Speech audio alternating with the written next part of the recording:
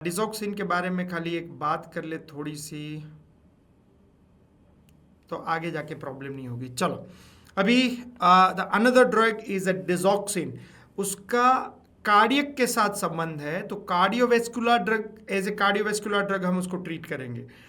डिसॉक्सिन बहुत बहुत important substance है, आपको थरोली उसके बारे में समझना जरूरी है, क्योंकि डिसॉक्सिन इज ए पॉजिटिव आयनोट्रोपिक है और नेगेटिव क्रोनोट्रोपिक है। पॉजिटिव आयनोट्रोपिक मतलब कार्डियक आउटपुट बढ़ाएगा, नेगेटिव क्रोनोट्रोपिक मतलब हार्ट बीट्स कम करेगा। That's why digoxin is use for heart failure as well as arrhythmia, ये दोनों में यूज होता है। हार्ट फेलियर में पॉजिटिव आयनोट्रोपिक की वजह से होता है, अरिथमिया में उसका नेगेटिव क्रोनोट्रोपिक की वजह से होता है। अब अरिथमिया में वो सुप्रावेंट्रिकुलर मतलब एट्रियल लेवल पे जो अरिथमिया है वहां पे यूज होता है। डिसॉक्सिन की एक साइड इफेक्ट है ventricular arrhythmia.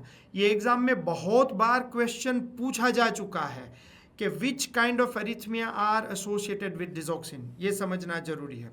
Sodium potassium ATPase को वो इनहिबिट करता है, उसकी वजह से वो सोडियम के इन्फ्लक्स को कम वो चेंज करेगा और वहाँ से वो इंट्रासेल्यूलर कैल्शियम की कॉन्सेंट्रेशन बढ़ेगी तो कॉन्ट्रैक्शन बढ़ेगा, and due to that heart की फोर्स ऑफ कॉन्ट्रैक्शन बढ़ेगी। ओके ये बाकी के जो पॉइंट्स है वो अभी के लिए ठीक उतना एक बार आप पढ़ लोगे। हार्ट फेलियर के लिए यूज होता है, एट्रियल फिब्रिलेशन, एट्रियल अरिथमिया के लिए यूज होता है। Digoxin toxicity, another important point you have to keep in mind: GI upset, blurry vision, yellow vision, ECG change, arrhythmia. Okay, तो इस तरह के प्रॉब्लम्स हो सकते हैं, उसकी थेरेप्यूटिक विंडो भी बहुत नैरो है। दूसरा, ये मेडिकेशन इलेक्ट्रोलाइट्स के साथ भी बहुत चेंज करती है, तो अगर कार्डियक पेशेंट है तो वो डायूरेटिक्स तो लेता होगा।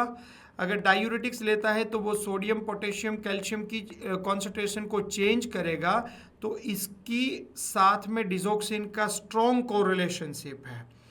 क्लिनिकल में we have thoroughly explain this concepts, अभी ये लेवल पर उतना डिटेलिंग करने की जरूरत नहीं है, तो don't worry too much about that part. लेकिन दिमाग में रखो कि डिसॉक्सिन की थेरेप्यूटिक विंडो नैरो है, उसकी ड्रग इंटरेक्शन काफ़ी मेडिकेशंस के साथ है और इलेक्ट्रोलाइट्स के साथ भी उसकी इंटरेक्शन हो सकती है।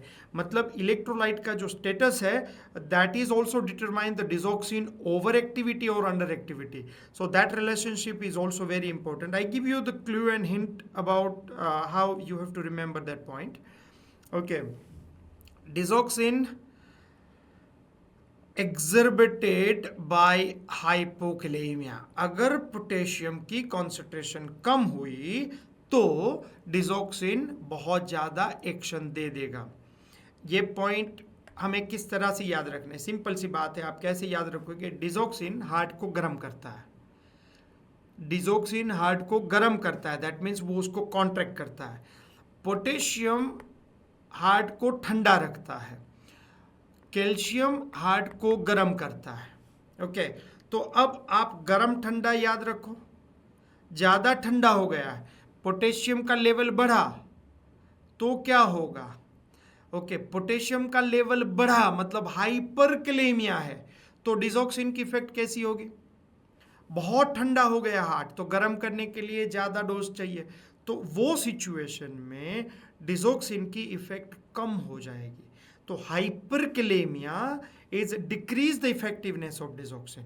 उससे उल्टा करो, हाइपोकैलेमिया हुआ है तो हार्ट ठंडा नहीं हो रहा है, तो हार्ट ऑलरेडी गर्म है, डिसॉक्सिन देंगे तो और गर्म होगा। तो हाइपोकैलेमिया, अगर पोटेशियम कॉन्सेंट्रेशन लो है और उसके साथ में हम डिसॉक्सिन देंगे तो उसकी इफेक्ट बहुत ज़्यादा हो जाएगी।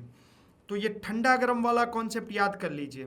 कैल्शियम में क्या होगा? कैल्शियम गर्म है तो हाइपरकैल्सीमिया और डिसॉक्सिन की एक्शन को बढ़ा देगा। हाइपोकैल्सीमिया, अगर हाइपोकैल्सीमिया है और डिसॉक्सिन देंगे तो इफेक्ट कम हो जाएगी। This is the point you have to keep in mind in that kind of logic process in your understanding. दूसरा, quinidine, amiodarone, verapamil, these kind of medications are displaced digoxin from the binding site of albumin. अब देखिए digoxin albumin के साथ bind था, अब ये medication दी तो उसका रिप्लेसमेंट करेगा। अब ये डिस्प्लेसमेंट से फ्री कॉन्सेंट्रेशन बढ़ जाएगी। अगर फ्री कॉन्सेंट्रेशन बढ़ी, सुनो, फ्री कॉन्सेंट्रेशन बढ़ी तो एक तो लो थेरेप्यूटिक विंडो है तो वो इजीली टॉक्सिक लेवल पर चला जाएगा। इसीलिए डिजोक्सिन के ऊपर काफी बार ये क्वेश्चन पूछा जा चुका है, काफी बार। क्विनिडीन के साथ में डिजोक्सिन, अमियोडेरोन के साथ में डिजोक्सिन, वेरापेमिल के साथ में डिजोक्सिन, डिजोक्सिन की डोज को रिड्यूस करना जरूरी है। तो ये डिजोक्सिन टॉक्सिसिटी ड्रग इंटरेक्शन के ऊपर ये क्वेश्चन काफ़ी बार पूछा जा चुका है और आप ये पॉइंट को याद कर लोगे। अब डिजोक्सिन टॉक्सिसिटी को कैसे चेंज करना है? Can be treated by stopping the digoxin therapy. Okay, correct the hypokalaemia, potassium का लेवल चेंज है तो उसको करेक्ट करो पहले। Okay, administered antibodies to digoxin, उसको बोलते हैं फ्रेगमेंटेड एंटीबॉडीज, जो स्पेसिफिक डिजोक्सिन के साथ बाइंड करके ये जो कॉम्प्लेक्स बन जाएगा that is a inactive complex and that can be use for the digoxin toxicity.